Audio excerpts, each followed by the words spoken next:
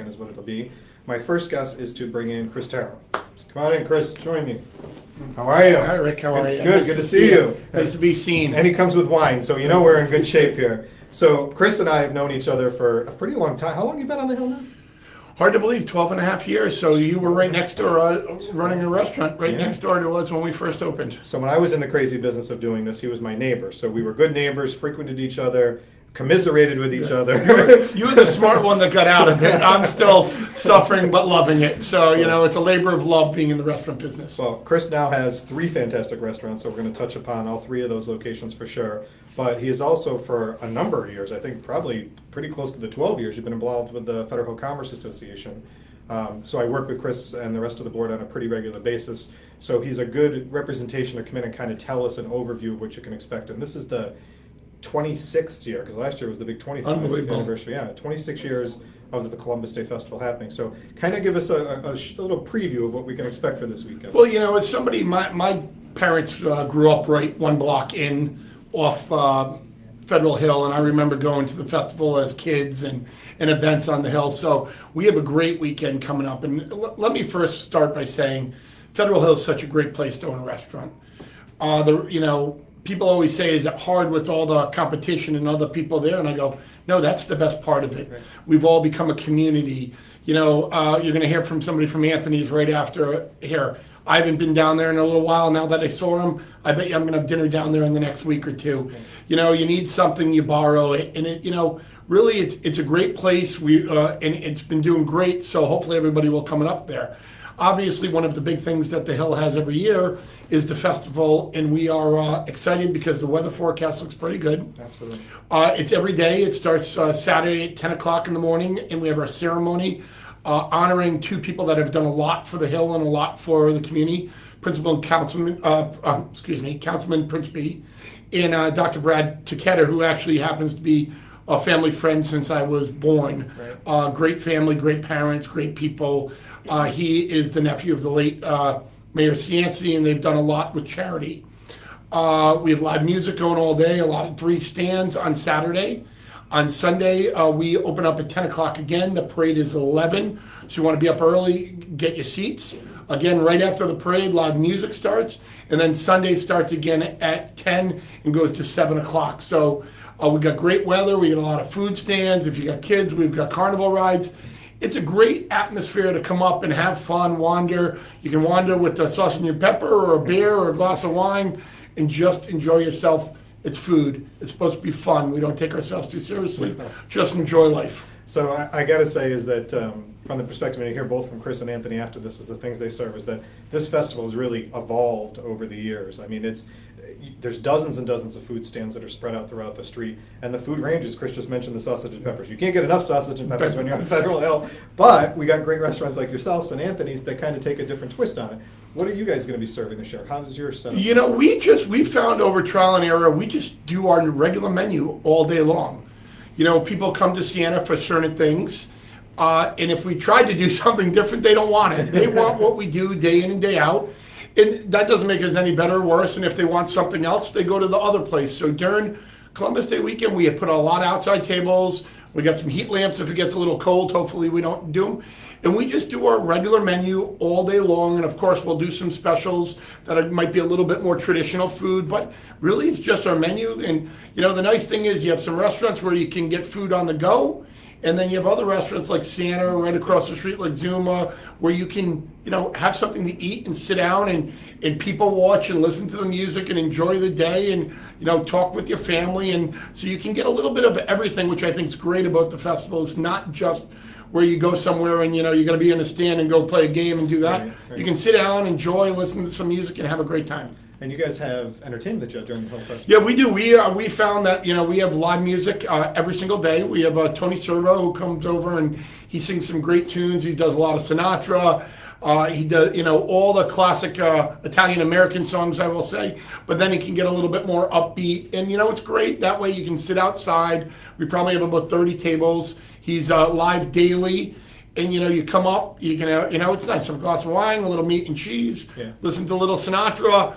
People watch. What could be better? and I have to tell you, is that this will probably be my third year, because I'm going to tell Chris has got to hold me a table right now. Yeah. My third year of coming and sitting. This is my parade viewing spot. Yes. So I come and I sit at Siena with my family. I get all the wine I want. We get all the great food, and by 11:30, we're halfway into lunch as the parade's passing us because it processes down the hill towards the arch. So it's a great spot to sit down, and people watching. There's the people watching is intense throughout the entire hill for this festival. So it is a great thing that's going on.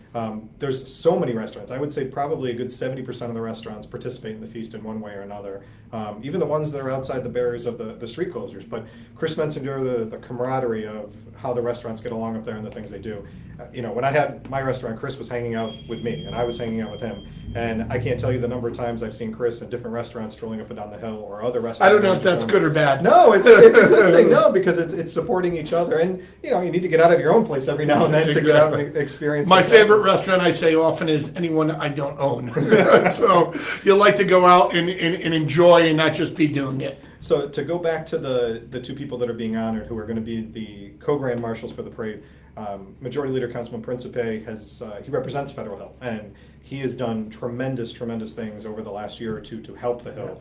Renovations, funding, sponsorships. He's a giant supporter. And Dr. Takeda, that you mentioned, who's a good friend of Chris's here, the CNC Educational Foundation, this will be their second year supporting the festival, and they are regulars on Federal Hill and doing things, and following Buddy Ciance's tradition of his support for Federal Hill. So they're two great awardees. I'm happy to see them being recognized, and I think that they'll be a big part of being up there all weekend long.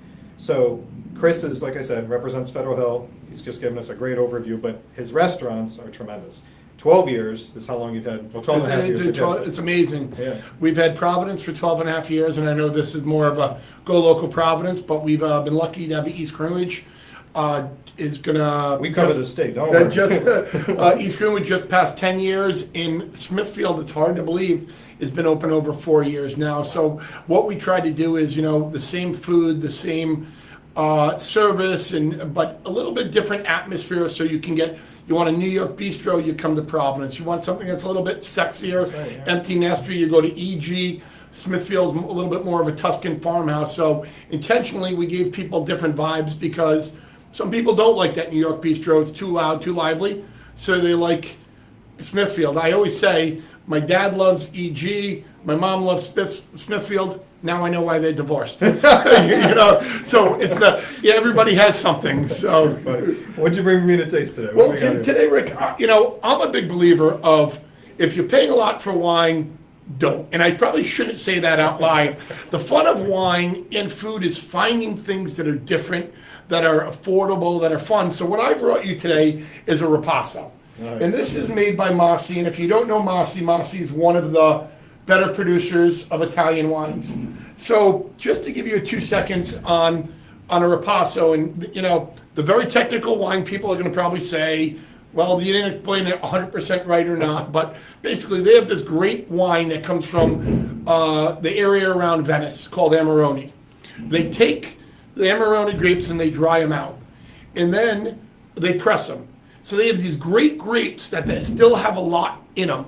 So what they decided is they took Valpolicella, which is a light, fruity, not a great wine, and they now repass it over the leftover grapes from the Amarone, thus ripasso. There are a couple different ways to make it. You can repass it, or you can ferment it again, but basically that's the gist. You take Amarone grapes and you run Valpolicella over them. It gives it more body, right. Gives it more fruitiness. Amarones are not very tannic, so if you don't like super dry wines, ripasso is great. We call it a baby Amarone a lot.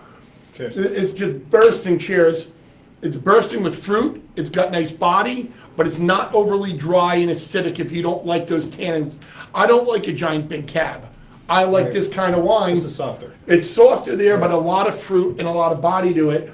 And it's perfect for sipping a nice red without food. Because it's not dry, you don't need food right now.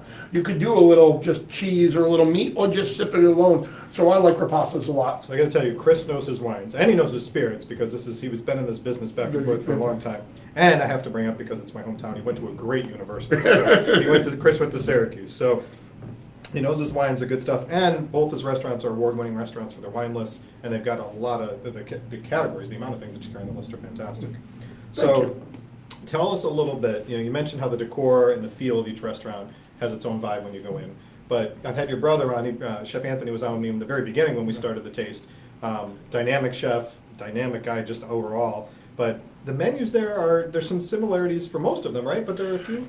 They're pretty much the same menus, except for East Greenwich and Smithfield have a larger selection of meats, cheeses, olives, all imported.